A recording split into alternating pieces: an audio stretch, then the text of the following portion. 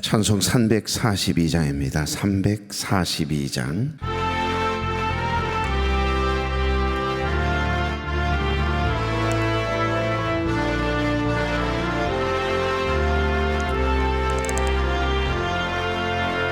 너 시험을 당해 죄짓지 말고 너 용기를 다해 곧 물리치라. 너 시험을 이겨 새 힘을 얻고 주 예수를 믿어 늘 승리하라. 우리 구주의 힘과 그의 위로를 빌라. 주님 내 편에 서서 항상 도우시리. 내 친구를 삼가 잘 선택하고 너 언행을 삼가 늘 조심하라. 너 열심을 다해 늘 충성하고 온 정성을 다해 주 봉사하라.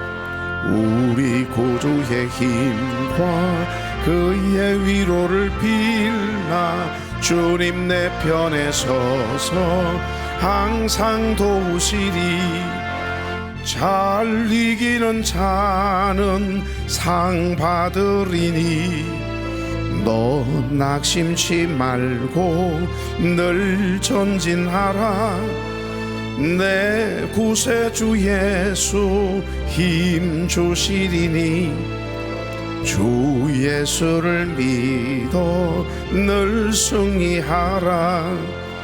우리 구주의 힘과 그의 위로를 빌라. 주님 내 편에 서서 항상 도우시리. 오늘 이 아침 우리에게 주신 말씀은 창세기 20장 7절에서 18절입니다. 이제 그 사람의 아내를 돌려보내라. 그는 선지자라. 그가 너를 위하여 기도하리니 내가 살려니와 내가 돌려보내지 아니하면 너와 내게 속한 자가 다 반드시 죽을 줄 알지니라.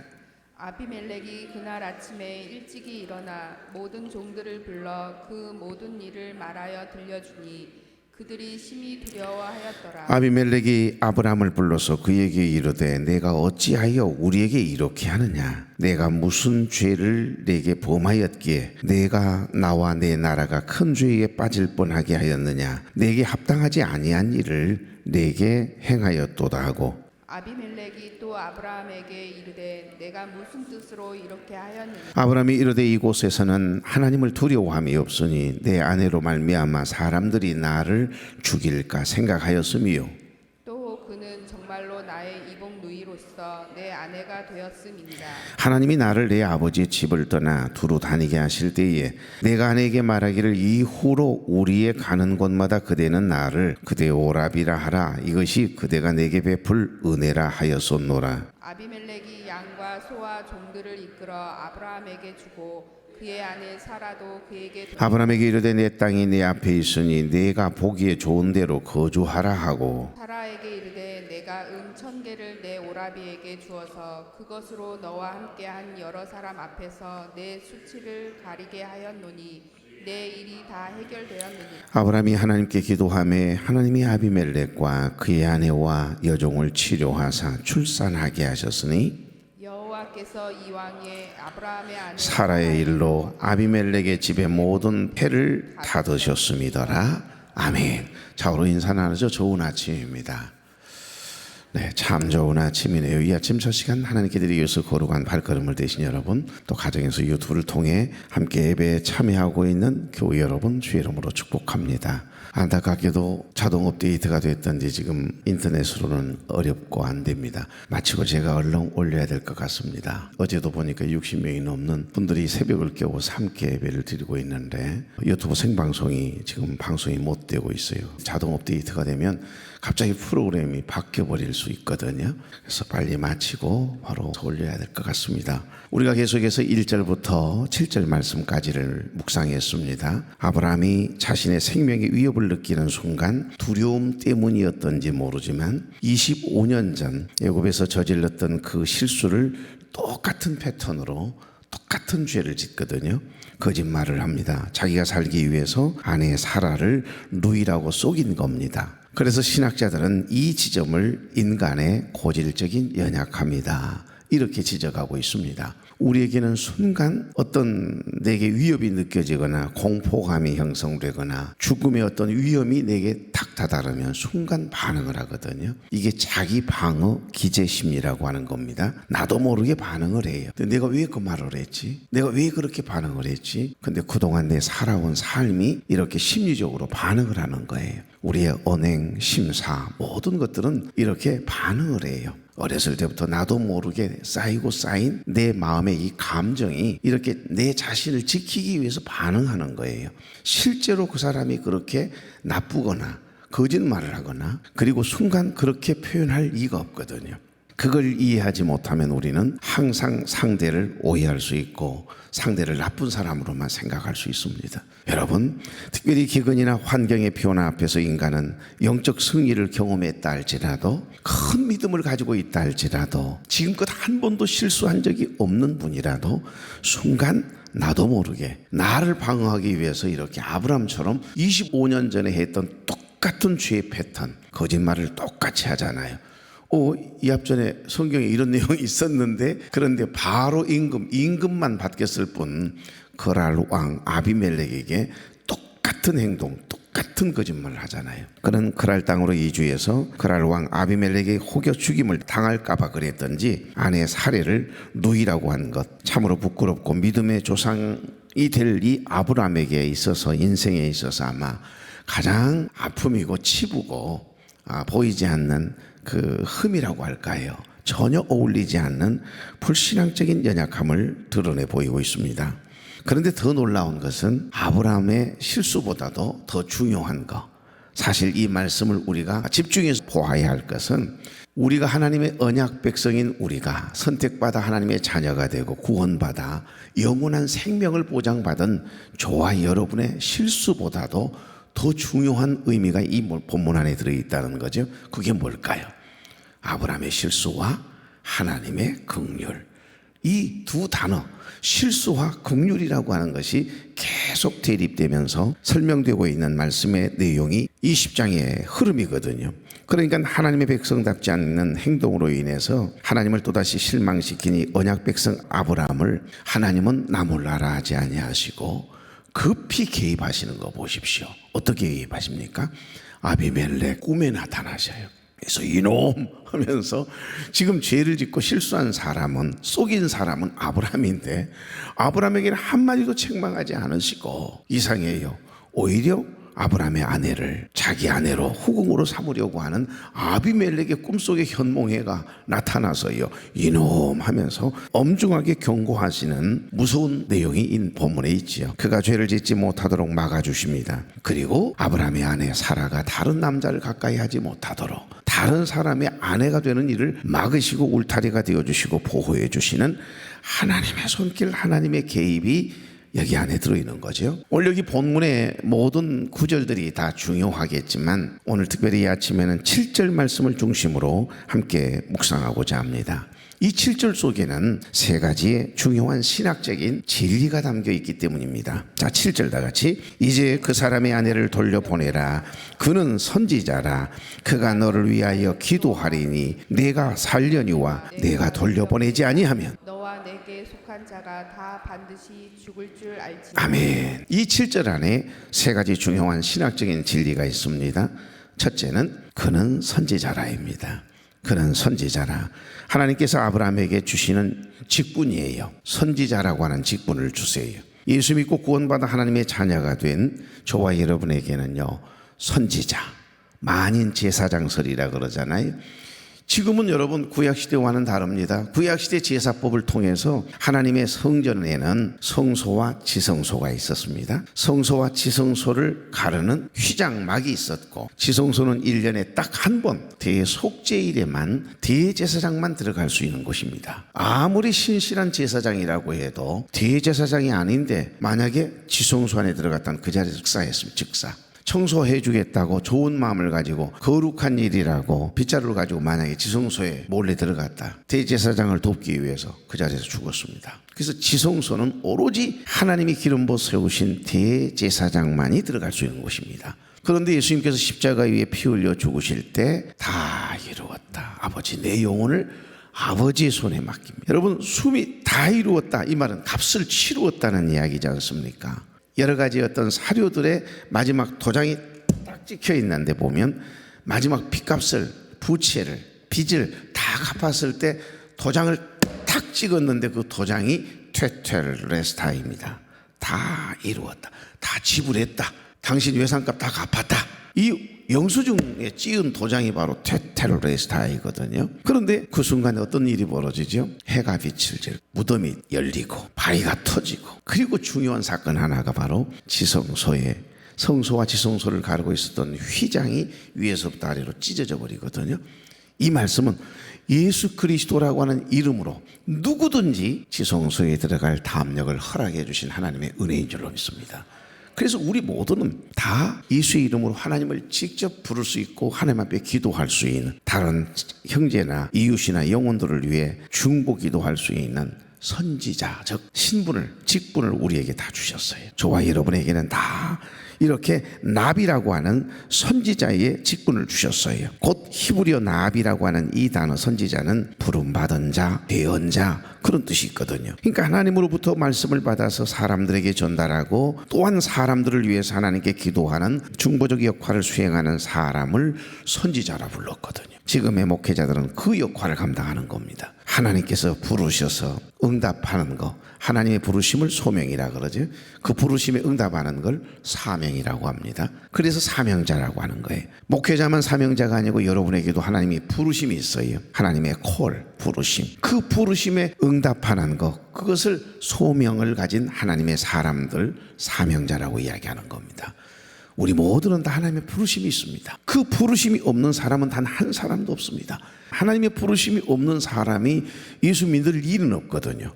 그래서 선택받은 하나님의 백성들이에요. 저와 여러분은 고로 엄밀히 따지면 영적으로 우리 모두에게도 아브라함에게 주셨던 그는 선지자라. 예수 믿고 구원받아 하나님의 자녀가 되는 순간 내 백성이라 이런 말도 되는 겁니다. 너 내 백성 건드리지 마, 이 말씀이잖아요. 우리가 세상 사람들보다도 더 때로는 악하기도 하고 실수도 많고 꾀를 부리기도 하고 잘못을 행하기도 하지만 회개하고 돌아서면 또 용서해 주시잖아요. 그러니까 불신자들에게는 정죄가 달라요. 그 죄값으로 인하여 영원히 죽을 수밖에 없는 정죄함을 받지만, 예수 믿고 구원받아 하나님의 자녀가 된 저와 여러분은 그 죄를 지었을 때 하나님의 무서운 징계가 있을 뿐이에요. 정죄는 없습니다. 징계와 정죄의 차이를 생각하시면 돼요. 얼마나 하나님의 부르심, 이 선택해 주신 하나님의 은혜가 특별한지에 대한 말씀을 하는 거거든요. 지금 실수는 아브라함이 했습니다. 진짜 잘못됐잖아요. 이런 실수를 하다니요. 그럴 수 없지 않습니까? 그런데도 당신의 자녀 백성은 아버지신 하나님께서 책임져 주시는 거니까 내가 책임져 줄게, 너 사인해, 편무계약이라고 했잖아요. 그런데 이상하게 죄는 아브라함이 짓고 혼은 아비멜렉이 당하고 있는 내용이 오늘 본문에 나오잖아요. 그런데 이 아비멜렉에 나타나자마자 하시는 말씀이 그는 선지자라는 거예요. 그 선지자의 아내가 지금 네가 품으려고 하는 그 여인이라고 말씀하고 있는 겁니다. 그는 선지자라. 그러니까 하나님께로부터 말씀을 받은 그 말씀을 사람들에게 전달하고 또한 사람들을 위해 하나님께 기도하는 중보적 역할을 수행하는 사람을 라비, 선지자라고 불렀습니다. 그래서 아브라함은 지금 큰 실수를 한 죄인의 상태거든요. 그럼에도 불구하고 하나님께서는 아브라함을 선지자라고 이야기해 주십니다. 믿지 않는 불신자에게, 이방인, 이 그랄 왕 아비멜렉에게 그는 내 백성이야, 내 자녀야, 선지자란 말이야. 이런 말입니다. 여러분, 그래서인지 종교교육자 존 칼빈은 이 구절을 아브라함의 행위가 아닌 하나님과의 언약 관계와 부르심의 신실함 때문에 선지자라고 하는 이 직분이 유지되었다, 이렇게 해석을 해놓았습니다. 그러니까 지금 하나님은 실수한 아브라함의 명예를 지키기 위해서 하나님의 주권적인 행위로 이제 그 사람의 아내를 돌려보내라, 그 아내 돌려보내, 그는 선지자야, 이러면서. 그런데 여러분, 단순히 명예만 지켜주는 것이 아니에요. 더 큰 은혜는 바로 다음 선언에 있습니다. 이것이 중요한 신학적인 진리 두 번째거든요. 자, 뭐라고 하죠? 그가 너를 위하여 기도하리니. 다 같이요. 그가 너를 위하여 기도하리니. 아멘. 첫 번째는요, 그는 선지자라. 두 번째는 그가 너를 위하여 기도할 거다, 이렇게 말씀하세요. 그랄 왕역이 아비멜렉이 죄를 짓지 않고 살 수 있는 유일한 길은 뭐냐? 지금 당장 그의 아내를 돌려보내는 거다. 순종해. 순종하지 않으면 너 죽어, 이 말이거든요. 그러니까 아브라함의 중보 기도를 받는다는 겁니다.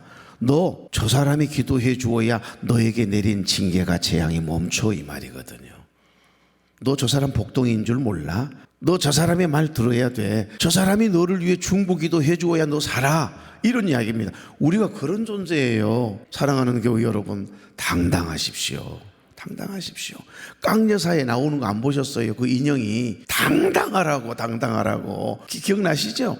당당해야 돼요. 하나님의 백성들이 이상해요. 이단들은 사실 어찌 보면 진리가 아닌 것을 쫓잖아요. 쉽게 말하면 가짜거든요. 그런데 그들의 삶을, 움직임을 보면 진짜같이 행동하잖아요. 가짜는 훨씬 더 진짜처럼 포장지가 화려합니다. 그리고 얼마나 정교한지 몰라요. 진짜는 뭐 특별히 꾸밀 필요가 없잖아요. 내가 진짜인데 뭐 하려고 꾸미겠어요. 가짜인 사람이 더 진짜인 것처럼, 교회를 누구보다 사랑하는 것처럼 이야기하는데 사실은 가짜가 많잖아요. 그 이단들이 그렇게 자꾸 그런 문제를 일으켜서 영혼을 도둑질하려고 그러는 거거든요. 그러니까 진짜는 진짜이니까 꾸밀 필요가 없어요. 아이덴티티, 내가 누구인가를 아는 사람은요, 당당해요. 당당해. 자존감이 있다니까요. 자기의 정체성을 알아요. 우리는 그리스도인입니다. 하나님의 백성이고 하나님의 자녀입니다. 오늘 여기 보십시오. 그가 너를 위하여 기도하리니 그러잖아요. 그러니까 지금 당장 아브라함의 아내를 돌려주고 아브라함의 중보 기도를 받아라. 그래야 너 산다. 너에게 내린 재앙이 멈춘다, 이 말씀이에요. 그러니까 그랄 왕 아비멜렉이 단순히 생명의 보존을 넘어서 아브라함의 기도가 없으면, 아브라함의 중보의 기도가 없으면 하나님의 진노, 너의 집안에 내렸던 이 모든 재앙을 돌이킬 그 어떤 방법도 없다, 이 말이에요. 절대 없다. 하나님은 그렇게 못을 박았어요. 이상합니다. 하나님은 자신의 실수로 인해서 아비멜렉으로 하여금 죄를 짓게 할 뻔했던 아브라함에게는 오히려 그는 선지자라고 권위를 부여해 주신 후에 이방인 앞에서 여러분 부끄럼 당하지 않도록 중보하게 하는 거 보십시오. 참 아비멜렉도 얼척이 없었을 것 같아요. 아니, 내가 잘못한 게 없는데, 아니 저자가 나보고 내 누이라고 분명히 이야기를 했고 내가 남의 아내인 줄 어떻게 아냐고요.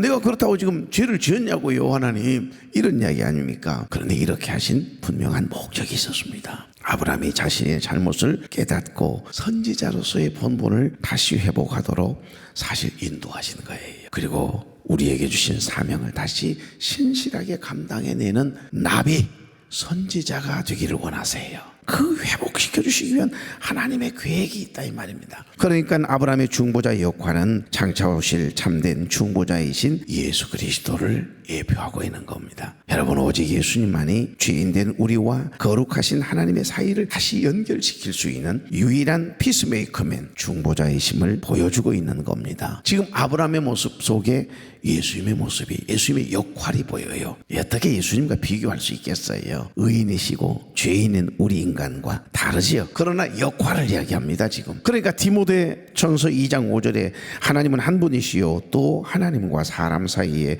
중보자도 한 분이시니 곧 사람이신 예수 그리스도라, 그렇게 말씀하세요.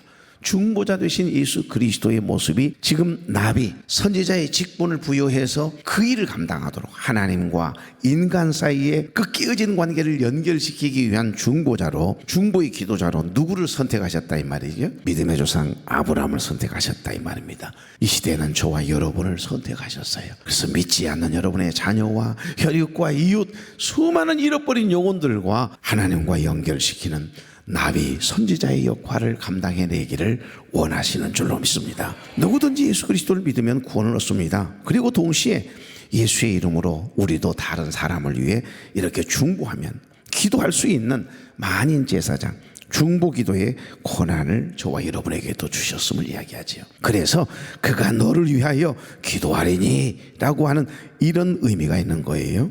실제로 아브라함의 중보기도를 통해서 어떤 일이 일어났는지에 대한 내용은 저 뒷부분에 17절과 18절 분명하게 기록해 놓고 있습니다. 그러니까 하나님께서는 아브라함의 연약함으로 인해서 사라가 아비멜렉에게 취해진 것에 대해 아비멜렉의 온 집안에 뭘 내리시죠? 재앙을 내리세요. 그 재앙이 18절이거든요. 다 같이 시작. 여호와께서 이전에 아브라함의 아내 사라의 일로 아비멜렉의 집에 모든 태를 닫으셨음이더라.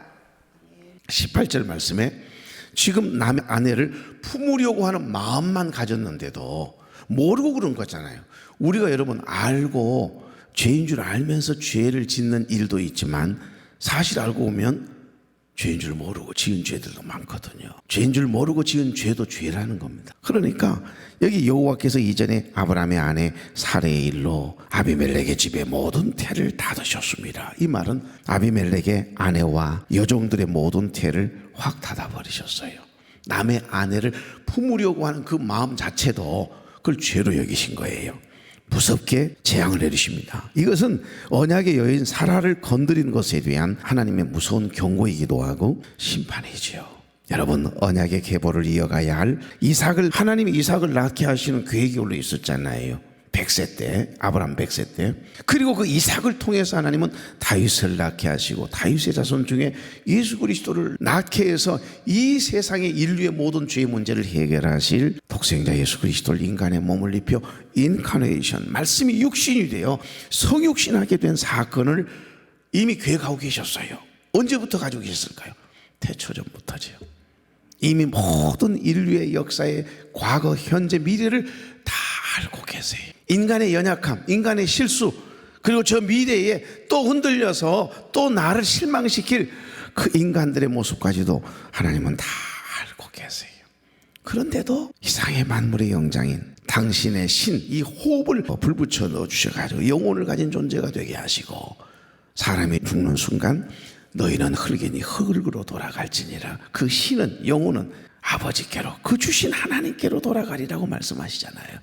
영혼의 주인은, 생명의 주인은 하나님이심을 이야기하시는 겁니다. 그래서 결국에는 이 영혼을 구원하기 위해서 인간에게 목매 계신 우리 하나님께서요, 그 인간을 어떻게든지 죄로 인해서 영혼이 죽게 할 수는 없다는 생각에 인간을 구원하기 위한 구속사적인 하나님의 경륜이 이미 있었던 거예요. 그러니까 지금 이 아브라함의 아내 사라는요, 그 때를 위해서 태문을 닫아 놓으신 거예요.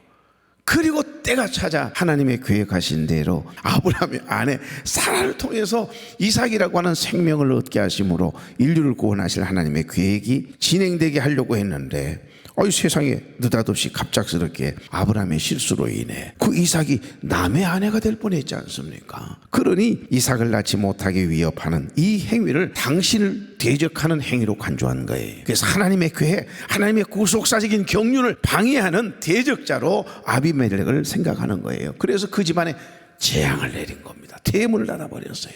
하나님의 자녀가 된 언약 백성이란 바로 이런 겁니다. 하나님은 우리를 결코 선택하시고 나면 절대 우리를 버리거나 포기하지 않았어요. 이 아비멜렉이 너무 놀란 나머지 아침 일찍 일어나서 하나님의 명령에 순종합니다. 8절 다 같이. 아비멜렉이 그날 아침에 일찍 일어나 모든 종들을 불러 그 모든 일을 말하여 들려주니 그들이 심히 두려워하였더라. 9절 아비멜렉이 아브람을 불러서 그에게 이르되 내가 어찌하여 우리에게 이렇게 하느냐, 내가 무슨 죄를 내게 범하였기에 내가 나와 내 나라가 큰 죄에 빠질 뻔하게 하였느냐, 내가 합당하지 아니한 일을 내게 행하였도다 하고 10절 아비멜렉이 또 아브람에게 이르되 내가 무슨 뜻으로 이렇게 하였느냐. 11절 아브라함이 이르되 이곳에서는 하나님을 두려워함이 없으니 내 아내를 말미암아 사람들이 나를 죽일까 생각하였으며 12절 또 그는 정말로 나의 이복 누이로서 내 아내가 되었음이니라. 이 말은 사실이긴 해요. 13절 하나님이 나를 내 아버지의 집을 떠나 두루 다니게 하실 때에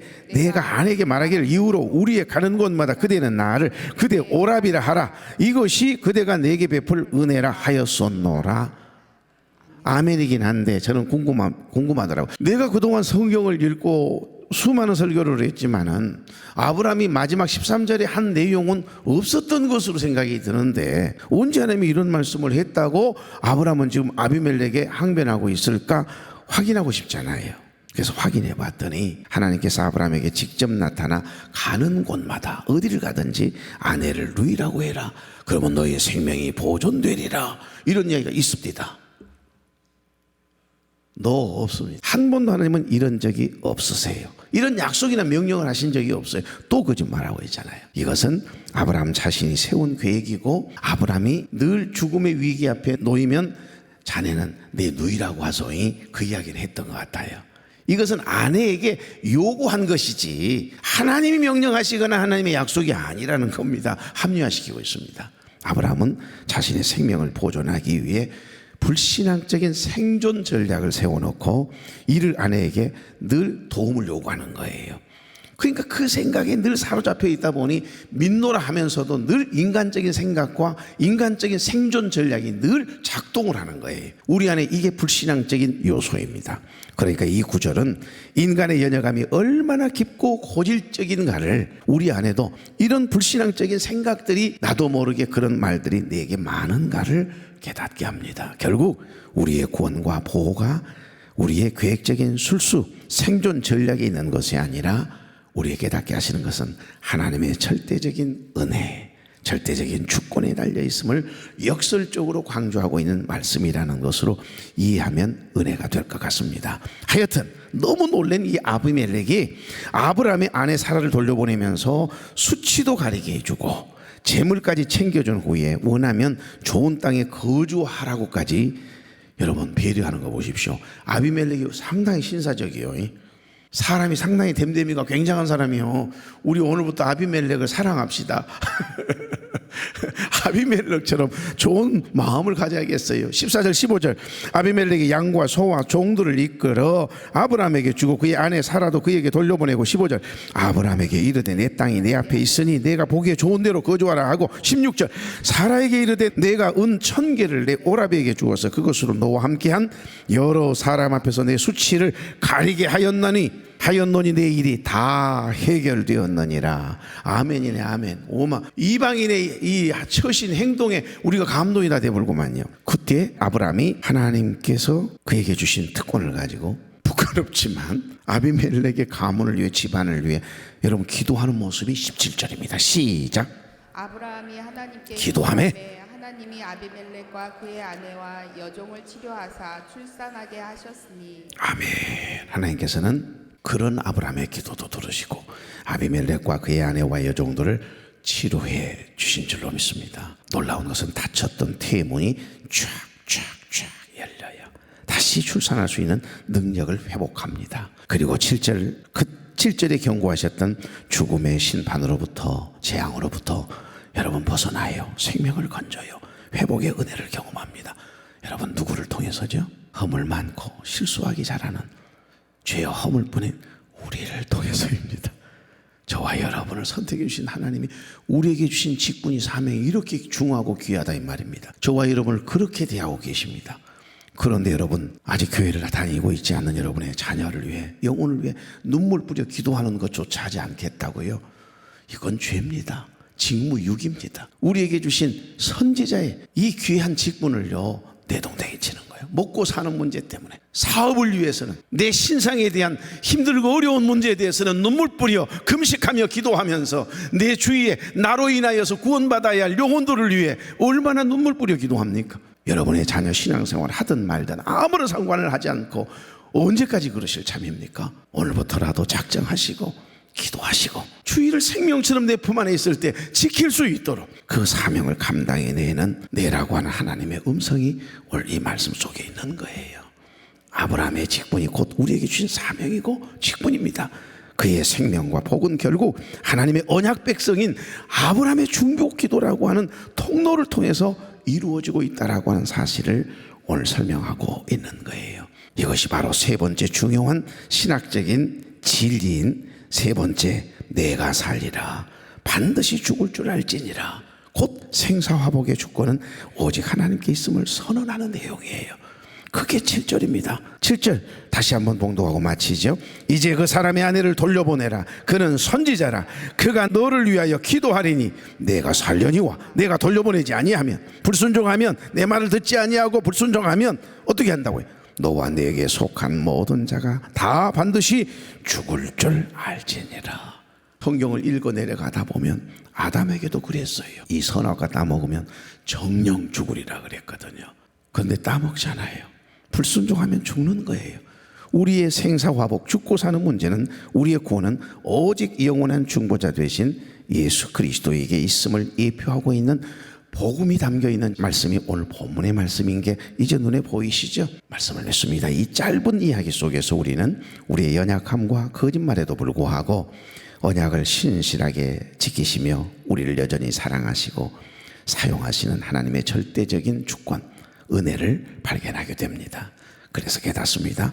약함 속에 감춰진 하나님의 은혜, 그리고 우리에게 부여해 주신 중보의 사명이 얼마나 크고 귀한 사명인가를 깨닫습니다. 오늘도 우리의 죄와 연약함을 아시고도 친히 우리를 끝까지 떠나지 아니하시고 지켜주시고 독생자 예수 그리스도를 통해 영원한 생명을 주신 이 절대적인 은혜와 사랑을 힘입어 세상 속에서 믿음의 중보자로 우리의 연약함을 보시지 않고 우리의 중보를 들으시는 그 주님을 의지하여 믿음으로 선포하며 기도하며 나아가십시다. 당당하게 우리의 입술을 통해서 여러분 재앙이 멈추고 그 집에 내렸던 무서운 저주가 풀리고 구원의 역사, 축복의 역사가 일어나도록 저와 여러분의 기도가 그리 중요하다는 거, 이 아침을 깨워 첫 시간 하나님께 드리는 여러분이 정말 귀한 사명이 있다는 거, 그걸 깨닫는 이 아침 되기를 바랍니다. 좋으신 하나님, 오늘도 새벽 첫 시간 하나님께 드리기 위해 거룩한 발걸음을 뗀 당신의 사랑하는 백성들이 여기에 있습니다. 우리의 연약함과 실패에도 불구하고 우리를 버리지 않으시고 선지자와 중보자로 불러주셨음에 감사합니다. 이 시간 성령님께서 친히 임재하셔서 말씀의 깊은 울림을 경험하게 하시고 우리에게 맡기신 중보의 사명을 깨닫고 회복하여 담대하게 세상을 향하여 기도하는 복된 교우들의 삶이 되도록 기름 부어 주시옵소서. 예수님의 이름으로 축복하며 기도하옵나이다. 아멘.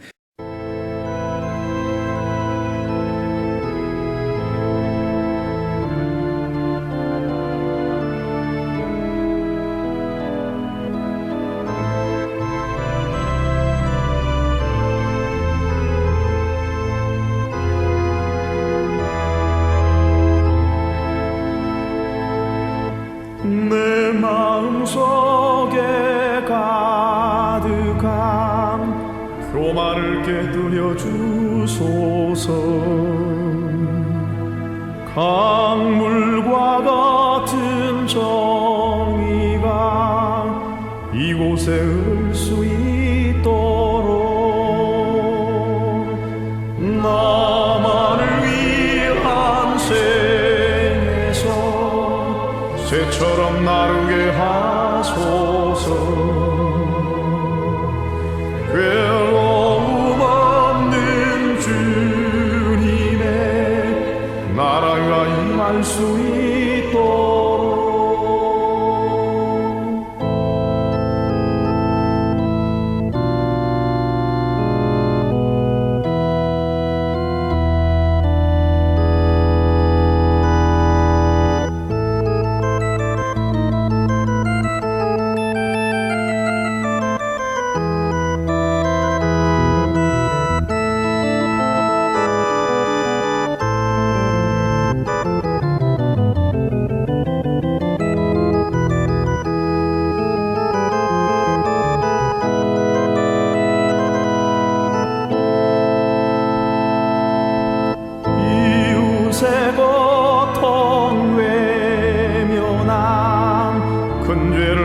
하늘 가운데